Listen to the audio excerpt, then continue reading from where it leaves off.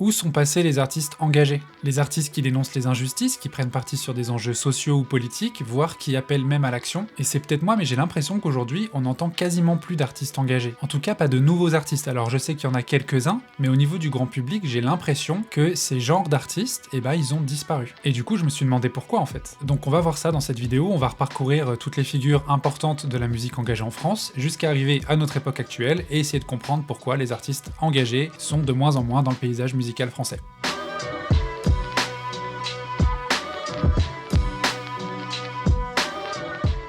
Ce qu'il faut déjà comprendre, c'est qu'en France, la musique engagée, elle a commencé à exister déjà bien avant le XXe siècle, puisque pour célébrer les 1 an de la prise de la Bastille, donc en 1790, il y a un soldat français qui a écrit un chant révolutionnaire qu'il appelle « À ça ira ». Alors « À ça ira », évidemment, ça a été largement popularisé avec Gauguin au JO de Paris, mais de base, c'est vraiment un chant contre l'aristocratie, dont les paroles disent clairement que les aristocrates, on va les pendre, on va les mettre dans la paille et on les imbibera de pétrole. Et au début des années 1870, il y a la Commune de Paris, donc en gros, la France elle est en guerre avec l'Allemagne, le gouvernement y capitule, il dit c'est bon les Allemands vous avez gagné, vous pouvez venir chez nous, vous allez défiler sur les Champs-Élysées, on va vous filer l'Alsace et la Lorraine, et voilà c'est cool pour vous. Mais les Parisiens, ils aiment pas trop parce que c'est des révolutionnaires dans l'âme, et eux ils décident simplement de se barricader en fait. Ils se barricadent sur Paris, le gouvernement qui était de base à Paris, il décide de fuir à Versailles, et puis en fait le gouvernement envoie l'armée sur Paris pour anéantir tout simplement les Parisiens. Le conflit va durer 1 semaine, et il sera tellement horrible que le nom de cette semaine-là va être la semaine sanglante. Les révolutionnaires qui sont toujours en vie à la fin de ce conflit, soit ils s'exilent, soit ils sont envoyés en prison. Et il va rester une chose de cette période-là, qui va perdurer au fil des siècles encore jusqu'à aujourd'hui, c'est le chant, ou plutôt les chants, puisqu'il y a notamment 2 chants qui sont écrits pendant cette période. Il y a l'International, qui appelle à l'union des travailleurs et qui deviendra plus tard l'hymne mondial du mouvement ouvrier et communiste, et il y a le Temps des cerises, qui devient un symbole des idéaux révolutionnaires. Ces chants-là, ils sont encore connus aujourd'hui, et je pense que c'est ce qui va en partie façonner cet esprit de rébellion qu'on a en France. Le fait qu'on se laisse pas faire, que quand on veut nous imposer quelque chose, et qu'on n'est pas d'accord, on le fait savoir. Et une partie de cette culture qu'on a, elle vient forcément des révolutions du passé. Arrive la Seconde Guerre mondiale, événement duquel sera issu le chant des partisans, un chant classé monument historique, et puis on arrive au début des années 50. Et c'est à partir de ce moment-là qu'on entend ce qu'on appelle aujourd'hui la chanson à texte ou la chanson française. On commence à voir certains artistes qui écrivent des textes contestataires. À cette période, la société française elle est encore très conservatrice, et il y a un artiste que ça saoule, c'est évidemment Georges Brassens. Georges Brassens, lui, il propose quelque chose de totalement nouveau dans le paysage français, il réinvente totalement la manière d'être engagé. C'est un artiste qui a une écriture subtile, littéraire, qui manie l'humour et l'ironie à la perfection, il pique là où ça fait mal, il ridiculise la bien-pensance, le militarisme, il tourne en dérision les patriotes dans sa chanson La Mauvaise Réputation, qui est une de ses chansons les plus connues. Bref, il refuse l'autorité, il défend la liberté individuelle, ce qui est une démarche totalement subversive dans la France de cette époque. Et c'est sa personne qui est comme ça. Quand il écrit, c'est viscéral, ses textes sont porteurs de messages, ce qui en fait un artiste complètement cohérent. Qu'on aime ou qu'on n'aime pas Georges Brassens, c'est quelqu'un qui provoque des réactions chez les gens. Les amoureux qui se bécotent sur les bancs publics, bancs publics, bancs publics, en se foutant pas mal du regard oblique des passants honnêtes. Les amoureux qui se bécotent sur les bancs publics, bancs publics, bancs publics, en se disant des je t'aime pathétiques, ont des petites gueules bien sympathiques. C'est lui qui va influencer une tonne d'artistes qu'on verra plus tard, Jacques Brel, Léo Ferré, Jean Ferrat. D'ailleurs, Jean Ferrat, qui est encore un peu timide dans les années 50, il explose au début des années 60 avec son album Nuit et brouillard, qu'il fait définitivement entrer dans la cour des grands, puisque d'une part, il est très bien écrit, et ensuite il ose parler de la Shoah. Et ça plaît pas à tout le monde, parce que à ce moment-là, la France elle est en pleine réconciliation avec l'Allemagne, ça fait quasiment 20 ans que la guerre est finie, et attention, faut surtout pas parler du passé trouble qu'il y a eu entre les deux pays. Et c'est pas de bol, parce que Jean Ferrat le fait, mais du coup, De Gaulle en personne ordonne la censure de ce morceau, qui s'appelle donc Nuit et brouillard. Il interdit sa diffusion à la télé et à la radio. Et d'ailleurs, Jean Ferrat est un des artistes les plus censurés de la chanson d'après-guerre. Certains dirigeants de médias français lui reprochent ses positions de gauche, ses textes critiquant l'injustice sociale, bref, il sera très souvent ignoré des plateaux télé et des radios, voire même boycotté parfois. Mais cette réputation qui s'est construite d'un artiste intègre qui dit ce qu'il pense peu importe qu'on lui ferme des portes, ça attire aussi un public qui voit en lui un étendard contre l'oppression et l'ordre établi. Brassens et Ferrat sont pas les seuls, on retrouve aussi Léo Ferré, qui est un anarchiste revendiqué, qui dénonce la société de consommation et le pouvoir gaulliste. Il y a également Colette Mani, on en entend rarement parler parce qu'elle avait comme Léo Ferré des prises de position assez fortes, elle est complètement délaissée des médias, mais ses textes sont très contestataires, Elle aborde la guerre du Vietnam, les injustices, les inhumanités faites envers certains peuples. Maintenant, il faut comprendre qu'on est encore dans une période relativement d'après-guerre, même si la guerre d'Algérie elle est encore actuelle à ce moment-là, et que ces artistes dont je viens de vous parler, ils les ont vécu ces guerres. Ils ont perdu des proches, ils ont connu un passé difficile, et donc il est normal qu'ils racontent tout ça dans leurs chansons, puisque c'est quelque chose de très fort qui fait partie de leur histoire. Il y a une autre artiste qui me tenait à cœur d'inclure dans cette vidéo, c'est Anne Sylvestre. Je trouve qu'on n'en entend pas beaucoup parler, mais Anne Sylvestre, elle a fait énormément pour le droit des femmes. Elle a écrit notamment une chanson qui s'appelle « Non, tu n'as pas de nom », dans laquelle elle défend le droit à l'avortement, sachant que quand elle la sort, on est en 1973, et que l'avortement il est encore illégal à ce moment-là. Et ça pourrait être juste une chanson comme une autre avec un message fort, mais elle est absolument magnifique. Comme beaucoup de chansons d'Anne Sylvestre d'ailleurs, c'était une excellente parolière. Elle a aussi fait des chansons sur les violences faites aux femmes, sur l'homosexualité, sur la liberté d'expression, sur l'écologie, et j'imagine pas le courage que ça a dû demander de parler de ces thèmes-là en tant que femme dans les années 70 et 80. Donc à mon sens, Anne Sylvestre c'était une pionnière du féminisme dans la chanson française, et je pense une des artistes françaises les plus courageuses de son époque. Je cherche un mur pour pleurer, oh, oh, oh. On ne pleure plus, paraît-il, on avale tout, c'est facile. On ne dit plus rien lorsqu'on vous crache dessus. On reste serein, la colère c'est mal vu. On est poli, poli, on tend son cul. Merci, merci. Donc là on arrive dans les années 70, et après la fièvre de mai 68, beaucoup d'artistes délaissent la politique. On commence à voir un essoufflement des textes engagés dans la chanson française. Essoufflement qui continuera dans les années 80, puisque la gauche va arriver au pouvoir avec Mitterrand, et que du coup, les artistes de gauche qui auparavant critiquaient le gouvernement, maintenant c'est moins cohérent vu que le gouvernement il est de leur propre bord politique. Il n'empêche que dans les années 70, il y en a un qui sort de nulle part, et qui va surprendre tout le monde à l'âge de 23 ans avec son premier album Amoureux de Paname, c'est évidemment Renaud. Renaud, il devient le porte-parole d'une génération entière. Il critique la société française sans ménagement, il critique les bourgeois, la police, l'hypocrisie des politiques, il exprime la révolte des jeunes face au conservatisme, au racisme et à la menace de l'extrême droite. C'est un des rares artistes ouvertement politiques de cette période-là. Il n'hésite pas à soutenir ouvertement Alexandre Solzhenitsyn contre la censure soviétique, ou même à critiquer Margaret Thatcher, qui est alors la première ministre britannique et qui est réputée pour sa fermeté et son mépris des classes ouvrières. Il y a deux groupes qui, comme Renaud, n'hésitent pas à critiquer l'extrême droite, qui sont très politisés. Le premier, c'est les Béruriers Noirs, un groupe de punk, et le second groupe qui fait du hard rock, c'est Trust. Et là, du coup, avec les Béruriers Noirs et Trust, on constate que ce sont des groupes qui se servent de leur genre musical, en l'occurrence le punk et le hard rock, avec des grosses guitares, avec une rythmique rapide, pour exprimer justement leur colère, pour provoquer, pour faire réagir. Et d'ailleurs le punk, qui avant d'être une musique à part entière, on parle plutôt d'un mouvement, il est caractérisé par des discours anti-système, par l'anti-autoritarisme, l'anti-consumérisme. Donc la musique punk, c'est beaucoup plus commun, c'est même complètement normalisé d'avoir des groupes dont le discours est contestataire.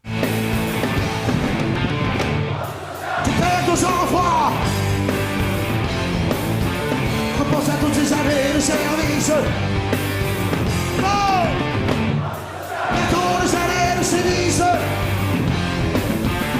Quand le temps perdu qu'on ne rattrape plus. Années 90 et 2000, ascension du rap en France, et parmi ces groupes et ces artistes de rap, il va y avoir une sous-branche qu'on appelle le rap conscient ou le rap politique, et dans laquelle il va y avoir finalement pas mal de groupes.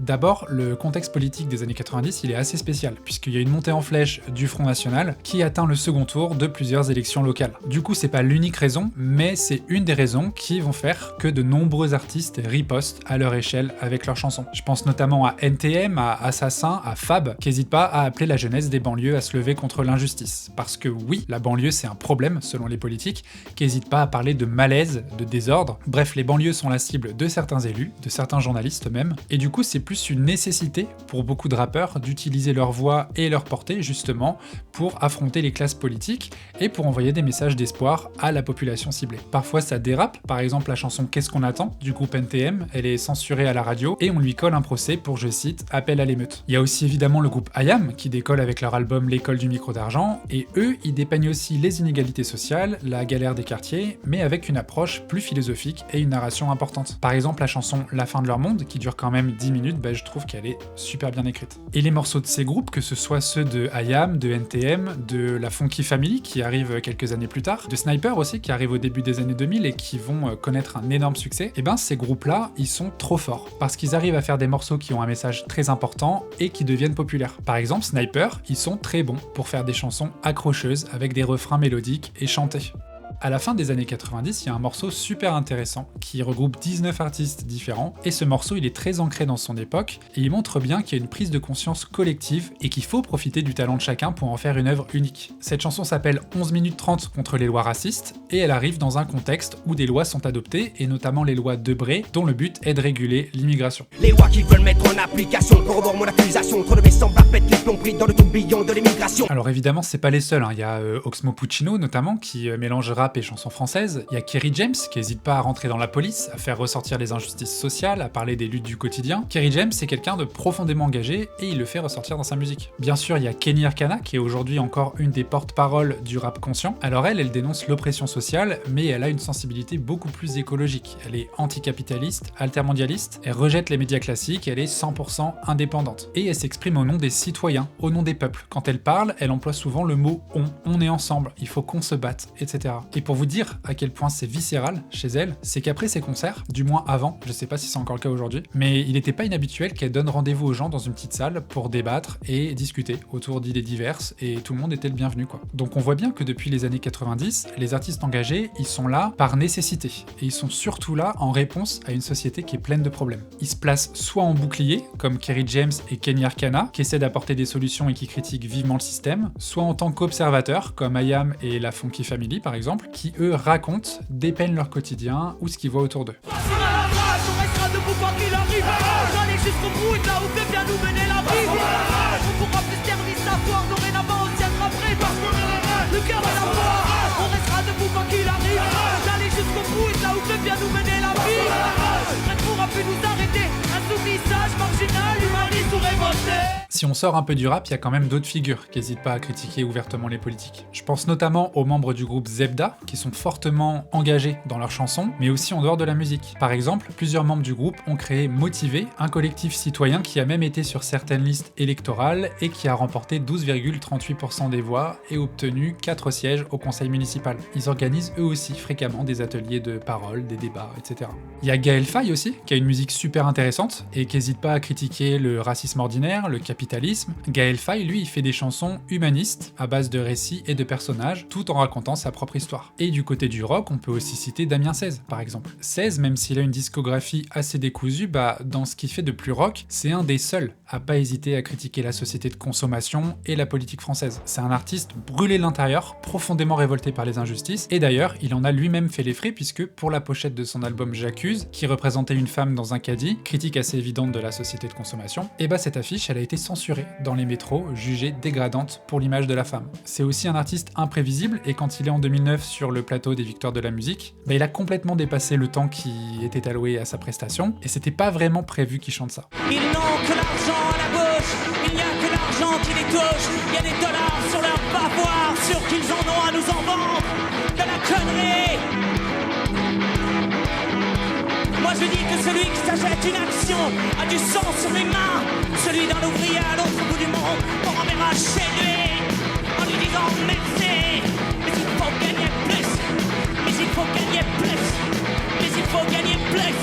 Aujourd'hui, on est en 2025, il y a encore des artistes qui ont vraiment la rage en eux. Kenny Arcana a sorti un titre récemment. Hugo TSR, qui est un rappeur indépendant et qui remplit des salles sans aucune publicité, il est toujours au top. Medine, qui est sans doute l'artiste le plus engagé aujourd'hui, il a été confronté à plusieurs tentatives de censure ou d'annulation de ses concerts par des figures d'extrême droite, à cause de la portée politique de ses textes, de son identité musulmane qu'il revendique dans ses chansons, ou encore des polémiques qu'il y a eu autour de certains de ses propos. Mais à part ces artistes qui ont plus de la quarantaine, je vois pas et j'entends pas de jeunes artistes faire autant de bruit que les générations précédentes quand il s'agit de critiquer, de prendre parti, voire même d'appeler à l'action. Alors pourquoi ? Déjà en 2025, il faut se rendre compte que la place que les réseaux sociaux ont prise dans notre quotidien, elle est folle. Et vous le savez autant que moi, les réseaux sociaux, c'est cool, parce que parfois on apprend des choses, parce que parfois on découvre des artistes, on découvre des musiciens et tout, donc ça c'est la partie positive des réseaux sociaux. En revanche, c'est aussi un terrain facile pour juger, pour critiquer, pour dire ce qu'on pense sur tout et sur rien. Et aujourd'hui, il est très facile pour un artiste